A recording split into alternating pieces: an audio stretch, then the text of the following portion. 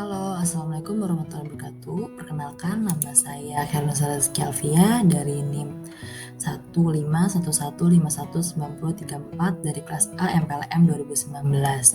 Di sini saya akan menjelaskan tentang perencanaan produk dari mata kuliah Teaching Factory.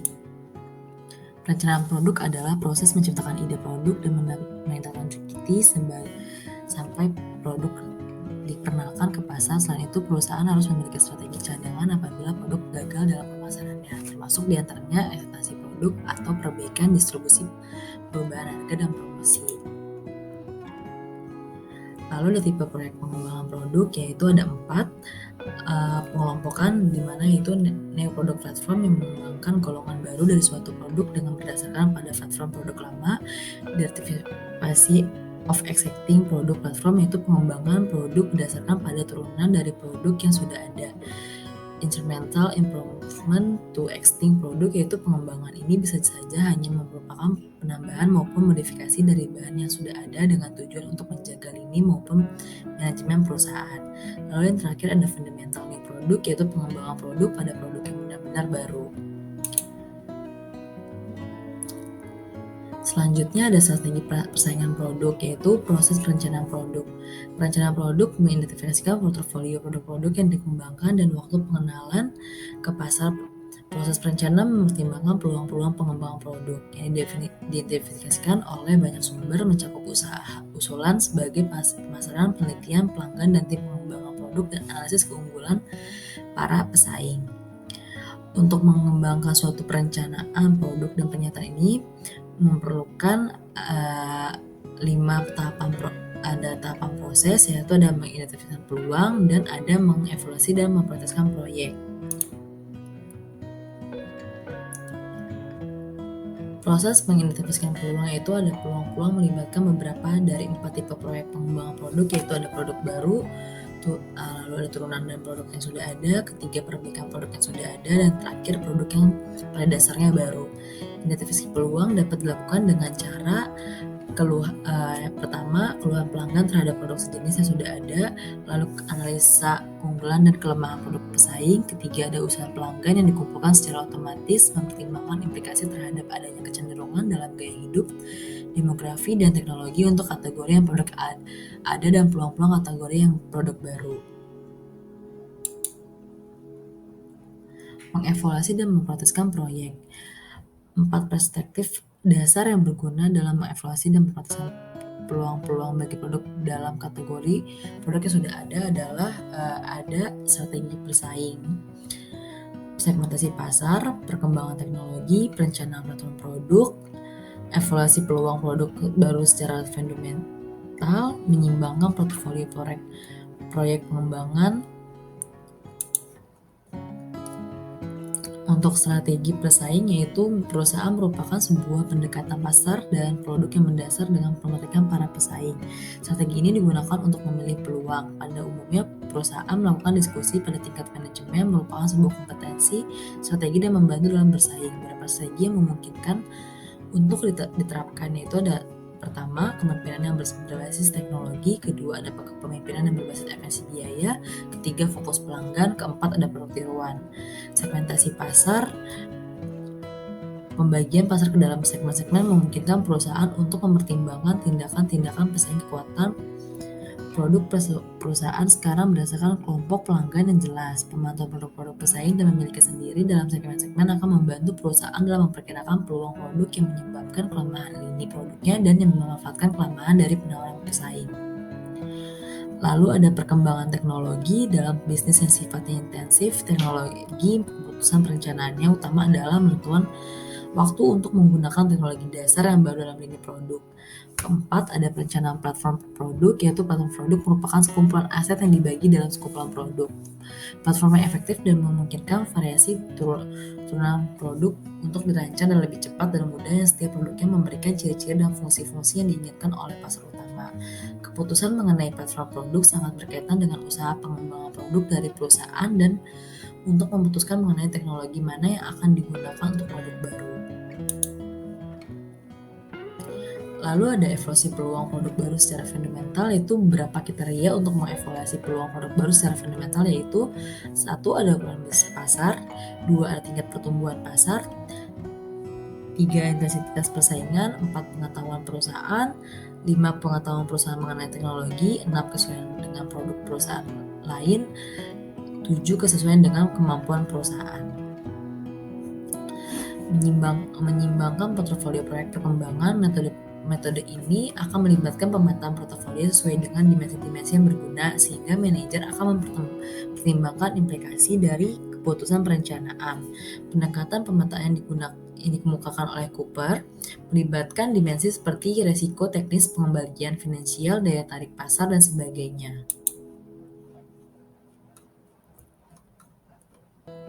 Segmentasi pasar dan alur teknologi yang digunakan. Segmentasi pasar adalah proses memecah kelompok heterogen dari calon konsumen menjadi kelompok homogen.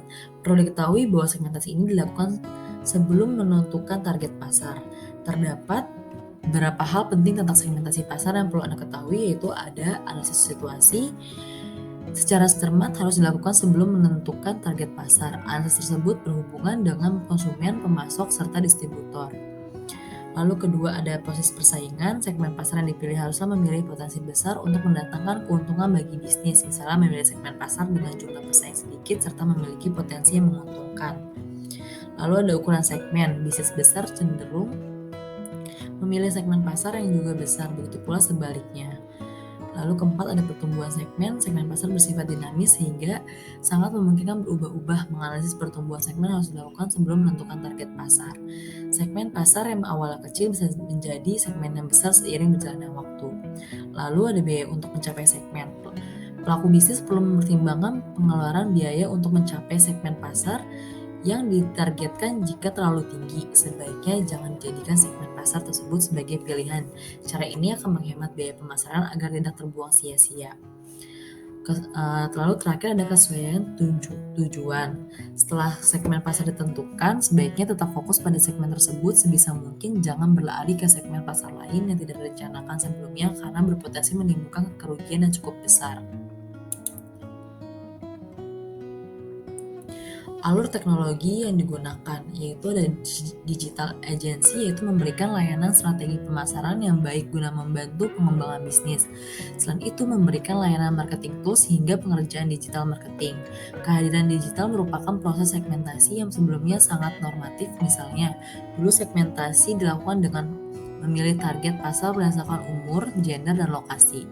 Tapi menyusun segmentasi secara tradisional menjadi lebih sulit karena harus jelas betul sumber data yang digunakan. Berbeda dengan kini yang bisa memanfaatkan berbagai tools di media sosial seperti Facebook Audience Insight. Kita bisa melihat demografi dan interest dari audiens Facebook yang dicocokkan dengan target pasar bisnis. Yaitu ada data-data yang dimanfaatkan di media sosial untuk segmentasi antara lain kategorisasi, behavioral. Di sini segmen ini bisa dilakukan dengan mengelompokkan target pasar secara audiens menggunakan internet, mulai dari smartphone sampai ke provider internet. Kemudian ada kategorisasi psikologal untuk mengetahui interest seseorang berdasarkan yang disukai atau sering dibaca di internet. Pergabungan kategori demografi, biografis, behavior, dan psikologikal membantu segmentasi menjadi lebih dalam dan membantu proses marketing dengan lebih efektif dan efisien. Penyimbangan perencanaan produk, yaitu penyimbangan perencanaan produk merupakan proses penyimbangan antara kebutuhan dengan strategi pemenuhan pesanan. Jika tidak ada keseimbangan di antara dua unsur ini, maka perusahaan bisa mengalami kerugian. Karenanya diperlukan perencanaan yang matang agar keseimbangan antara kebutuhan dan penemuan pesanan berjalan dengan baik. Dalam perencanaan ini juga akan ditemukan titik temu yang menguntungkan antara strategi distribusi dengan kebutuhan konsumen terhadap produk yang akan didistribusikan. Proses mengalokasikan sumber daya perencanaan waktu dan produksi. Pengertian alokasi sumber daya itu adalah alokasi sumber daya, penyerahan sumber daya yang tersedia untuk berbagi penggunaan dan manajemen proyek. Alokasi sumber daya untuk manajemen sumber daya adalah suatu aktivitas dulu dan sumber daya yang dibutuhkan oleh aktivitas tersebut dengan mempertimbangkan ketersediaan sumber daya dan waktu proyek yang dibutuhkan. Pelaksanaan suatu proyek pada umumnya terdiri dari beberapa aktivitas yang membentuk jaringan kerja, di mana semua aktivitas tersebut memerlukan waktu, biaya, dan sumber-sumber daya.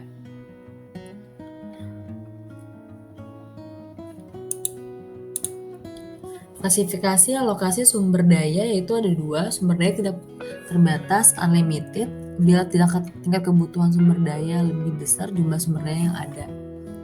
Sumber daya yang terbatas limited bila tidak dibutuhkan sumber daya lebih besar dibanding jumlah sumber daya yang ada. Lalu pengertian perencanaan produksi. Pengaruh sumber daya pada perencanaan proyek itu ada dua faktor yang dapat dikategorikan menjadi strategi di dalam meningkatkan kualitas sumber daya pada perencanaan proyek, yaitu faktor internal yang memiliki oleh karyawan, faktor eksternal yaitu di luar tenaga kerja yang dapat menjadi stimulus bagi tenaga kerja. Tahapan perencanaan produk yaitu adalah fase perencanaan produk. Urutan yang tepat adalah mengevaluasi dan memprioritaskan proyek, lalu kedua penyelesaian perencanaan proyek pendahuluan, ketiga ada merefleksikan hasil dengan proses, lalu keempat ada mengidentifikasikan peluang, lalu ada pengalokasian sumber daya dan perencanaan waktu. Pengalokasian sumber daya dan perencanaan waktu yaitu ada aspek pengalokasian sumber daya pada perencanaan waktu terbagi menjadi aspek-aspek berikut. Pertama, ada pengelolaan sumber daya. Perencanaan produk secara mendalam dan menyeluruh akan membantu perusahaan dalam menggunakan sumber daya secara efisien. Perusahaan akan membantu produk yang benar-benar mampu menyerap kebutuhan pasar dengan sumber daya yang sudah dianggarkan. Lalu kedua, ada penentuan produk proyek.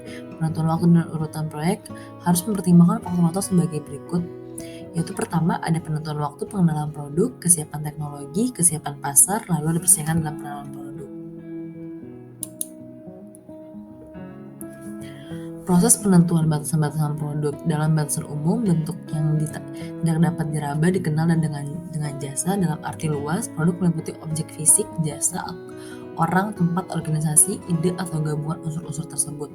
Sementara jasa meliputi aktivitas atau manfaat yang dapat ditawarkan oleh suatu pihak ke pihak lain yang pada dasarnya tidak kelihatan dan tidak menimbulkan kepemilikan terhadap suatu. Batasan-batasan dalam perancangan produk sangat diperlukan agar kita tidak berlebihan dalam merancang produk tersebut yang akan berakibat mahalnya harga jual ke konsumen. Konsumen tentu saja menginginkan nilai tambah yang ditawarkan dalam produk tersebut sepadan dengan biaya yang dikeluarkannya. Menurut Reviews pada 1967 menerangkan bahwa terdapat 5 tujuan penting dalam proses desain produk, yaitu ada kegunaan, produk yang digunakan harus aman dan mudah pada saat digunakan. Tampilan produk harus unik dan indah agar menjadi produk yang menarik. Lalu ada easy to maintenance. Rancangan produk tidak hanya sebatas untuk penggunaannya saja, namun harus dirancang agar mudah untuk dirawat dan diperbaiki juga. Lalu ada biaya rendah. Produk yang dirancang harus dapat diproduksi dengan biaya yang rendah agar dapat bersaing. Lalu ada terakhir ada komunikasi. Desain produk harus dapat mengomunikasikan filosofi dan misi perusahaan atau perancangan kepada konsumen.